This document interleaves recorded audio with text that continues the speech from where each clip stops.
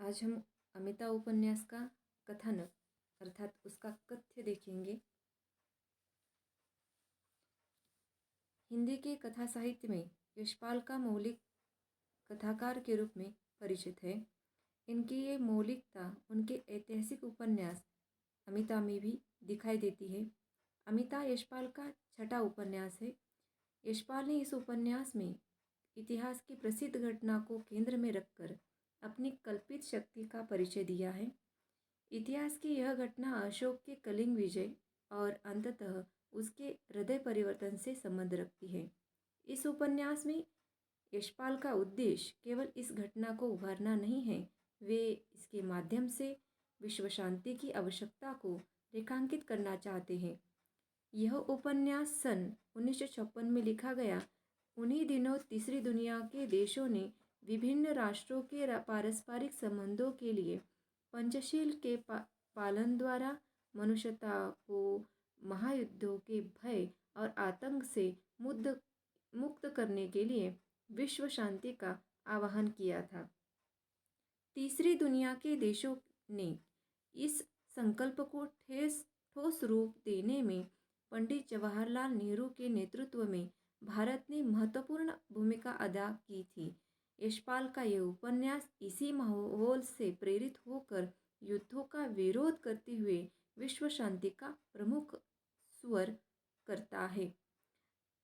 अमिता उपन्यास 254 पृष्ठों और 13 शीर्षकों में सुरचित है। प्रारंभ में पंडित जवाहरलाल नेहरू जी के नाम समर्पण पत्रिका है। उपन्यास के 13 शीर्षक इस प्रकार हैं: माता का उपदेश, आचार्य सुखंड, सेठ सौमित्र, हिता और मौत, महाबली यज्ञ, उत्सव निषेध, आचार्य द्विविधा, महामात्य का समाधान, सौमित्र के सूत्र, दासी की बुद्धि, आचार्य की विवशता, अमिता की करनी और अशोक का शिलालेख आदि शीर्षकों के अंतर्गत संपूर्ण कथानक विभाजित है। उपन्यास का कथानक कलिंग पर अशोक के आक्रमण से प्रारंभ होता है। कलिंग नरेश युद्ध के लिए प्रस्थान करते हैं। प्रस्थान से एक दिन पूर्व ही महारानी नंदा एक पुत्री को जन्म देती है। राज्य ज्योतिष्य की भविष्यवाणी सत्य सिद्ध होती है। कलिंग नरेश करवेल युद्ध में विजयी अवश्य होते हैं, किंतु रण में गंभीर रूप से घायल हो जाने से उनकी मृत्यु हो जाती है। मृत्यु के पूर्व अपने वंश की रक्षा का भार सुकंठ शर्मा, महासेनापति भद्रकीर्ति तथा धर्मस्य आर्यप्रजीत के हाथों सौंपकर वे अबोध अमिता को अपना उत्तराधिकारी घोषित करते हैं। पराजित अशोक कलिंग पर आक्रमण करने की पुनः योजना बनाता है। युद्ध की तैयारियों में कलिंग भी सक्रिय होता है, किंतु जब परिषद के सदस्यगण युद्ध की आवश्यक तैयारियों की अनुमति के लिए महारानी नंदा के पास जाते हैं तो वे उनका प्रस्ताव अस्वीकार कर देती हैं और युद्ध और हिंसा के प्रति अपनी घृणा प्रकट करते हुए भगवान की शक्ति पर विश्वास करने का उपदेश देती है। युद्ध की आवश्यक तैयारियों के अभाव में कलिंग की सेवा पराजित होती है और विजय के उन्माद सेना में सैनिक पूरे नगर में लूटपाट तथा अग्निकांड प्रारंभ कर देते हैं। राज्य उद्यान में क्रीड़ारत बालिका अमिता जब अपनी सखी से अशोक द्वारा किए जाने वाले अत्याचार का समाचार सुनती है तो अत्यंत सहज भाव से अपने पालतू कुत्ते को जंजीर लेकर अशोक को बांधने चल देती है। अशोक सम्मुख वह अपना परिचय प्रजा की माता के रूप में करती है और अशोक से पूछती है, तुम प्रजा से छीनते क्यों हो? तुम्हें क्या चाहिए? कलिंग सम्राज्ञी के रूप में एक अबोध बालिका इस व्यवहार को देखकर अशोक आश्चर्य से भर उठते हैं। अशोक को मौन देखकर अमिता आग्रहपूर्वक कहती है, क्या तुम्हारे पास खाने के लिए नहीं है?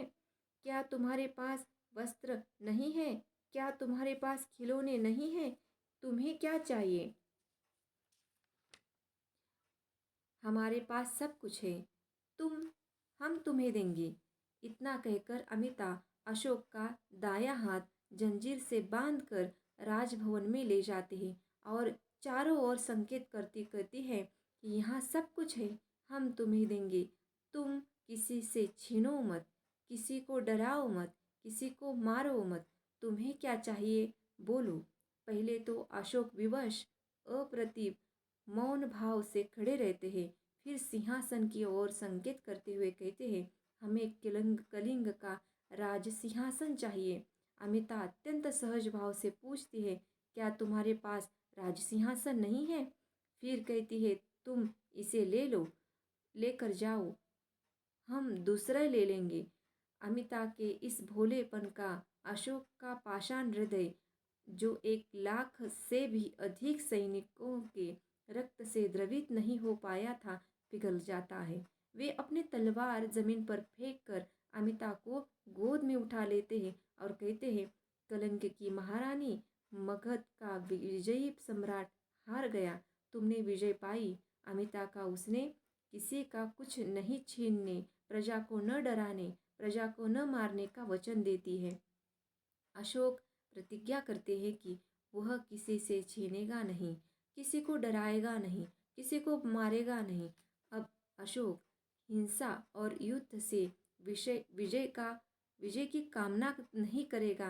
यह वह कलिंग की विजय महारानी की भांति निश्चल प्रेम से संसार के हृदयों को विजय करेगा। शक्ति पर सरलता और सौजन्य की विजय का वह आख्यान उपन्यास के साहित्य में अनूठा है। इस मुख्य कथानक के साथ ही सीता और मोद की प्रेम कथा भी इस उपन्यास में विशिष्ट स्थान रखती है। संक्षेप में हम कह सकते हैं कि विश्व शांति की समस्या, धर्म युद्ध की समस्या, दास नारी की प्रेम की समस्या, दास बंधक प्रथा की समस्या और प्रगतिवाद का विस्तार कथानक के मुख्य अंग है। अमिता की सरलता, निश्चलता और प्रेम से प्रभावित होकर अशोक जैसा पराक्रमी योद्धा भी अब उनके सामने नतमस्तक हो जाता है। वस्तुतः अशोक के समर्पण में प्रेम और अहिंसा के सामने हिंसा और युद्ध की भयंकरता का समर्पण दिखाया गया है। संक्षेप में अमिता उपन्यास की कथानक रोचक, आकर्षक और उत्कंठावर्धक सुरचित है। बहुत बहुत धन्यवाद। आज हमने अमिता उपन्यास का कथ्य अर्थात कथानक को हमने देखा है। कल हम उनके इस उपन्यास के विभिन्न चरित्रों को देखेंगे और हर दिन एक चरित्र के विशेषता, चरित्र के गुण को हम देखने वाले हैं। तो आज के लिए बस इतना ही। कल हम दूसरे एक विषय को लेकर हम आपके सामने प्रस्तुत होंगे। धन्यवाद।